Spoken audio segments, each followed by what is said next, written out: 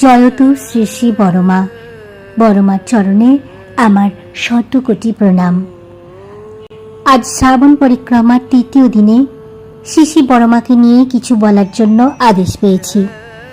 প্রথমেই আমি আমার সকল গুরুমাকে জানাই জয়গুরু।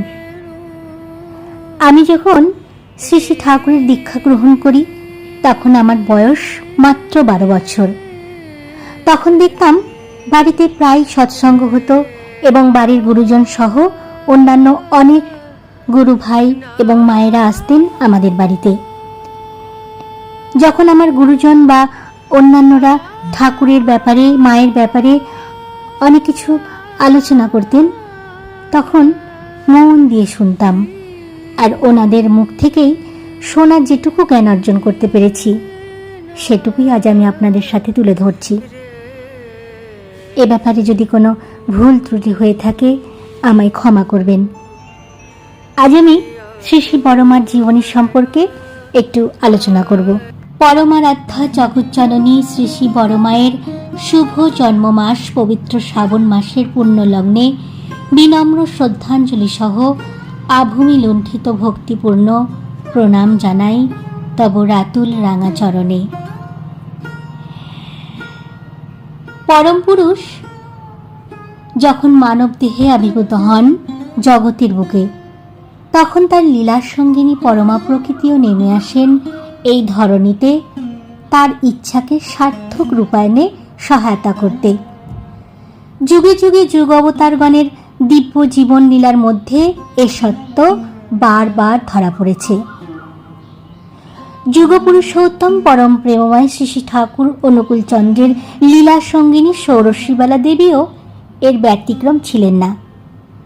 সমস্ত জীবনব্যাপী তিনি শ্রী শ্রী ঠাকুরের আদর্শকে বাস্তব রূপদানে যে সাধনা করে গেছেন তার তুলনা নেই। তিনি আজ জগজ্জননী শ্রী শ্রী বড়মা নামে পরিচিতা ও পূজিতা। বড়মা ছিলেন এক আলোক সামান্য মাতৃত্বের অধিকারিণী। তার সান্নিধ্যে এলেই তার স্বভাব সুলভ মাতৃত্বের পরশ সহজভাবেই মন প্রাণকে দোলা দিত। তার রাঙা চরণে লুটিয়ে পড়ত অন্তরের ভক্তি। তাছাড়া তার ভিতর ছিল নারী সত্তার এক অনন্য সাধারণ মহা ব্যক্তিত্ব। বড়মা ছিলেন মহাশক্তি রূপিণী। তার কর্মময় জীবনব্যাপী তিনি যে আদর্শ রেখে গেছেন বিংশ শতকের নারী সমাজের সম্মুখে তার নারী মাত্রই অনুসরণীয়। বড়মা জন্মগ্রহণ করেন বাংলা 1301 সালের 14 শ্রাবণ রবিবার কৃষ্ণা দ্বাদশী তিথিতে। শ্রাবণের বর্ষণ মুখর এই দিনটি জগৎবাসীর কাছে এক পরম শুভ দিন। পিতা রামগোপাল ভট্টাচার্য ও মাতা ত্রিনয়নী দেবীর প্রথম সন্তান শ্রী শ্রী বড়মা। বাংলাদেশের পাবনা জেলার অন্তর্গত ধোপাদাহ গ্রামে শ্রী শ্রী বড়মার জন্মস্থান। এই ধোপাদাহ গ্রামেই ভট্টাচার্য পরিবারের বসতি ছিল। কিন্তু রামগোপাল ভট্টাচার্য পাবনা শহরে উচ্চ ইংরেজি বিদ্যালয়ের শিক্ষক ছিলেন বলে তিনি সেখানেই সপরিবারে বাস করতেন। শ্রী শ্রী বড়মার মামার বাড়ি গাঁড়াদহে, পাবনা জেলার সিরাজগঞ্জ মহকুমায়। মাতামহের নাম বিজয়কান্ত লাহিড়ী ও মাতামহী কৈলাসবাসিনী দেবী। জন্মের সময় বড়মার গায়ের রং ছিল স্ফটিকের মতো সাদা, তাই আতুর ঘরে তার নাম রাখা হয় ফটকি।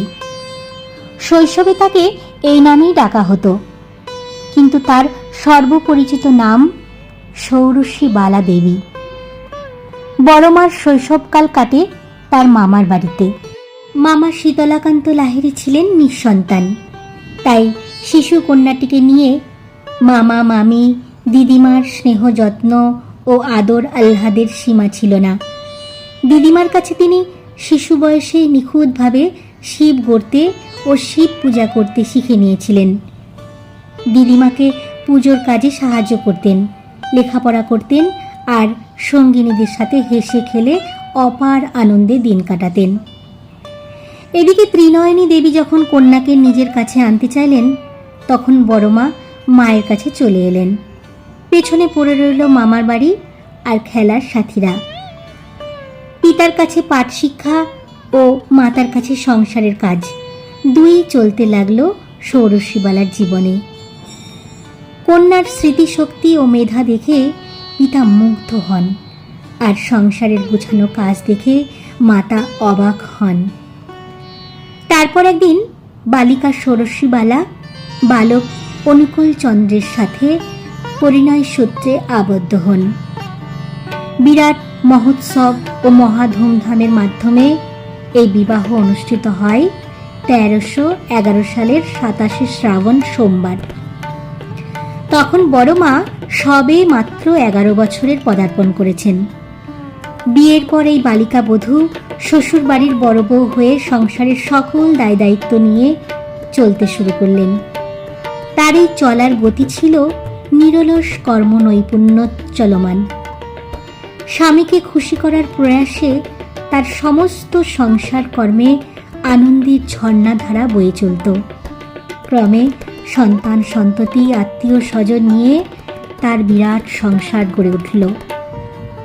শ্রী শ্রী বড়মা এই সংসার জীবনের মধ্যে বিহিত চলন ও সুকেন্দ্রিক আনতি অনুচর্যা নিয়ে দেখিয়ে গেলেন নারীর জীবনাদর্শ।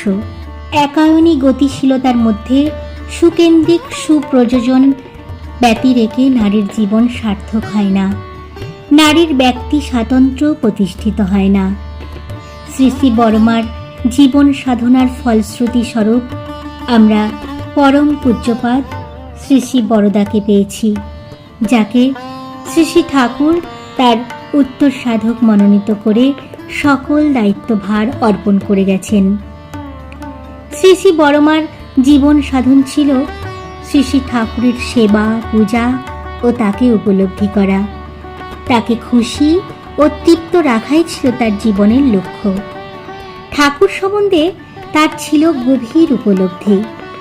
ঠাকুর সম্পর্কে বলতে গিয়ে একদিন বড়মা বলেছিলেন, অনেকে আমাদেরও ঠাকুরের সমান ভাবে, কিন্তু আমি আজ 50 বছর ঘর করছি, আমি তার কোড়ে আঙুলেরও যোগ্য হতে পারিনি।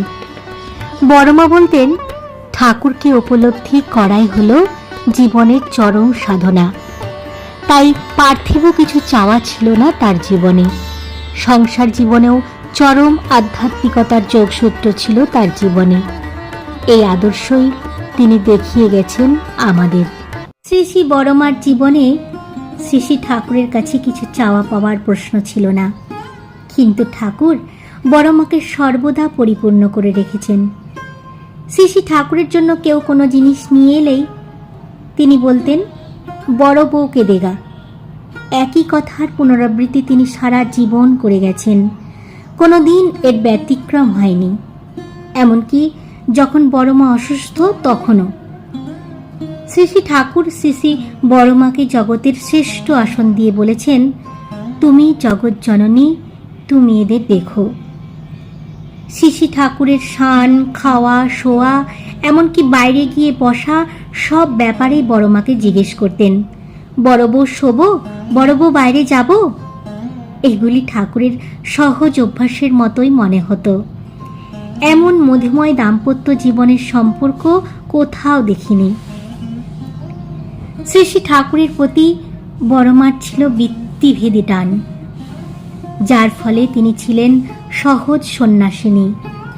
সেই জন্য শ্রী শ্রী ঠাকুরের বহু বিবাহ প্রচলনের আদর্শকে বাস্তবে রূপায়িত করতে তিনি অকুণ্ঠ চিত্তে সমর্থন, সাহায্য ও সহযোগিতা করেছেন।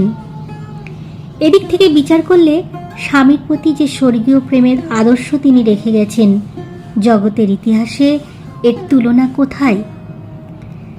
শ্রী শ্রী ঠাকুরের ধর্ম সংস্থাপনায়, আদর্শ প্রতিষ্ঠায় এবং সৎসঙ্গ প্রতিষ্ঠান গড়ে তোলার পেছনে শ্রী শ্রী বড়মার অক্লান্ত পরিশ্রম, সেবা, সাহায্য, প্রেরণা, সহিষ্ণুতা, কর্মপ্রাণতা ও ত্যাগ স্বীকার ছিল অপরিমেয়। তবে তার সমস্ত সাধনায় ছিল লোকচক্ষুর অন্তরালে ফল্গুধারার মতো অন্তঃসলীলা। শ্রী শ্রী বড়মা ছিলেন দূরদৃষ্টি সম্পন্ন ও গভীর প্রজ্ঞার অধিকারিণী। কত হতভাগ্য সন্তান যে তার দয়ায় ভাগ্যবান হবার পথ পেয়েছে এবং কত বন্ধা নারী তার আশিসে সন্তান পেয়েছে তারই আত্মা নেই। বড় মা সম্পর্কে শ্রী শ্রী ঠাকুরের অনেক কথা আছে, তার মধ্যে থেকে কয়েকটি বলার চেষ্টা করছি। তুমি সাথী সতী স্বামী পরায়ণা, তোমাকে আর আমি কি শিক্ষা দেব, বরং আমি তোমার নিকট তোমার স্বামী ভক্তি শিক্ষা করার উপযুক্ত। পারো তো তুমি আমায় যতদূর পারো চালাইয়া লও।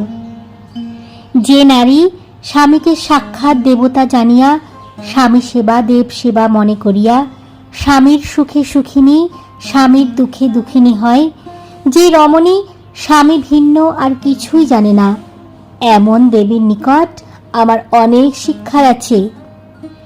বড় বউ যদি সুস্থ থাকতো তাহলে আমি বোধহয় তাড়াতাড়ি সুস্থ হয়ে উঠতে পারতাম। বড় বউ না হলে আমার লোক জীবন এমন নিরুদ্বেগ হতো না। শ্রী শ্রী বড়মা পরমা প্রকৃতি মহামায়া। 1378 সালের 26শে বৈশাখ বুদ্ধ পূর্ণিমার দিন তার মানব লীলার অবসান ঘটিয়ে ঊর্ধ্বলোকে গমন করেন। সমস্ত জীবন ধরে বড়মা যে আদর্শ দেখিয়ে গেছেন তা হচ্ছে সতী ও পতিব্রতার চরম আদর্শ। বড়মা ছিলেন আদর্শ পত্নী, আদর্শ গৃহিণী ও আদর্শ জননী। আজকের দিনে নারী সমাজে এরই অভাব দেখা যাচ্ছে সবচেয়ে বেশি, যা সমাজ ও জাতীয় জীবনের ভিত্তিপ্রস্তর। তাই আজকের নারী সমাজে শ্রী শ্রী বড়মাকে অনুসরণ করে নিজের জীবন গড়ার কাজে এগিয়ে আসা একান্তই কর্তব্য। শ্রী শ্রী বড়মার শ্রীচরণে ভক্তি বিনম্র চিত্তে শতকোটি প্রণাম জানিয়ে আমার ইষ্ট আলোচনা আজ এখানেই শেষ করছি। আমার এই ইষ্ট আলোচনা যারা আমার ইউটিউবের মায়েরা শুনছেন তাদের উদ্দেশ্যে, যদি আপনাদের ভালো লাগে লাইক ও কমেন্টের মাধ্যমে আমাকে আরও উৎসাহিত করবেন। আপনারা পাশে থাকলে আমি আরও নতুন নতুন মায়ের গান কথা বলার আনন্দ পাব। পারলে ভিডিওগুলো সবার কাছে পৌঁছে দেবার অনুরোধ রইল। আমার সকল মায়েদের আরও একবার জয়গুরু।